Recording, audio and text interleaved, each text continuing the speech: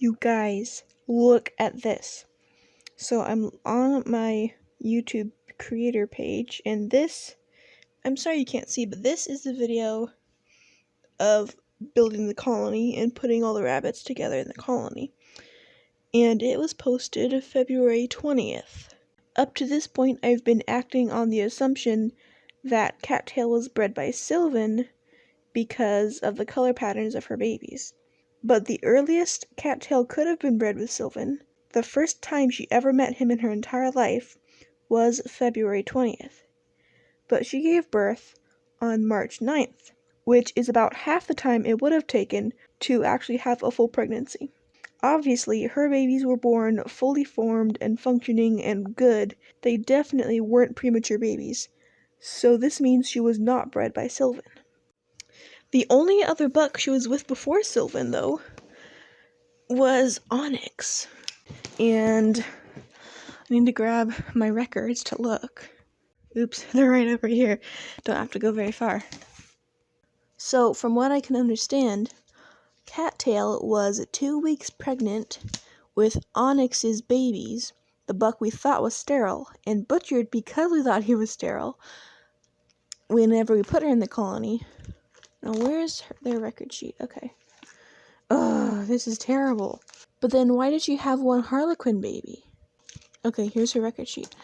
Her color is chestnut. Her father was a silver steel.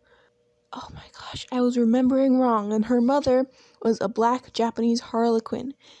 Oh my gosh, you guys. I messed up so bad.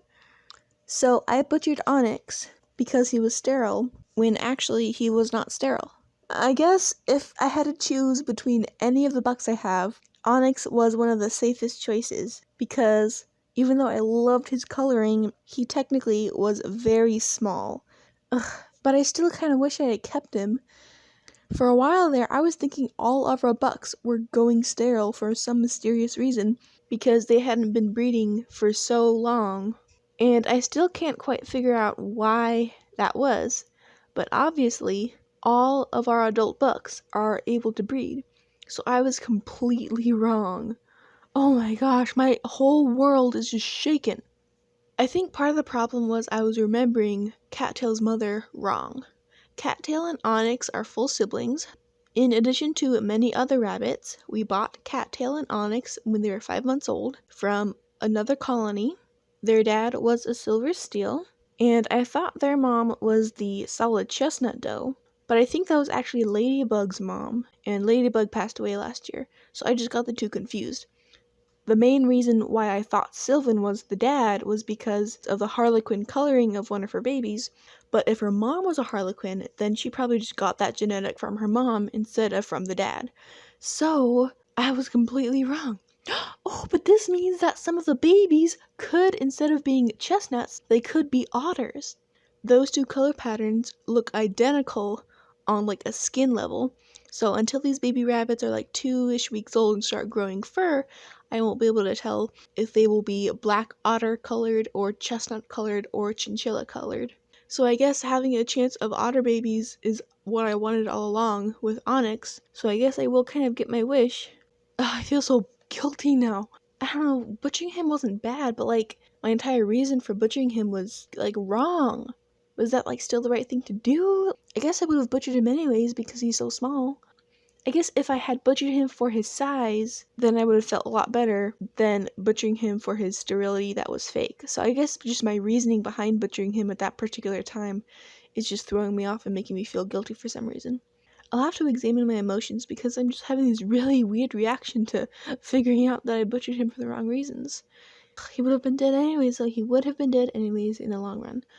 It's just so weird. Okay, so now my entire rabbitry plan is again flipped on its head. I have to reevaluate everything again because Onyx was able to breed, Sylvan is able to breed. So now this begs the question, why were they acting sterile for so long? Obviously, I am not a trigger-happy rabbit culler. I take my time and process through if I should cull and when I should cull, and when I do it very humanely. It's really hard for me to get rid of a potentially awesome rabbit, even when they are doing the opposite of fulfilling their potential. So all these bucks' weird actions got me to the point where I culled Onyx. So it's not like they were sterile for like a month longer than they were supposed to. They were sterile for half of the breeding season. This hasn't happened in previous years. Usually the rabbits choose to take a break during the summer. Maybe the last breedings will be in May, meaning the babies will be born in June. So after the summer break, then usually we have our first breedings in like October, November. So then our first babies are born November, December-ish. But our first litter was born January 31st. So I'm trying to figure out what caused these bucks to be sterile for so long. I felt like our fall was pretty normal temperatures. It wasn't like we had a super hot fall. It's not like some sickness was the problem. While some rabbits like Acrobat got the mystery illness we were dealing with last year and then recovered from it, none of our current bucks ever got sick. So it's not like the after effects of the illness caused them to be sterile as they were healing from it or anything. Is it just freak circumstance? Does God not want me to raise meat rabbits this badly that he's giving me all these like random problems? Am I supposed to have all these weird problems so I can document them, learn from them, and share them with you guys so that if someone watching my videos has the same problem, they know what to do?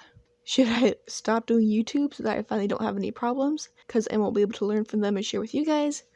Ugh, this is all so weird. At least, assuming the wrong father didn't have any like dire consequences, like I sold the kits and like told them the wrong breed or anything. Like I'd feel really guilty about that. But these are just gonna be eaten, so it's not like that big a deal. Oh dang, but now we won't have any fluffy babies. Cause Onyx had regular fur, not Angora fur like Sylvan does. Oh dang it, I wanted fluffy babies. Oh well. Thank you for discovering this massive mistake with me. Here's hoping that you don't make any massive mistakes like I just did. And if you happen to one day, hopefully you can catch it like I did as well. Thanks for watching.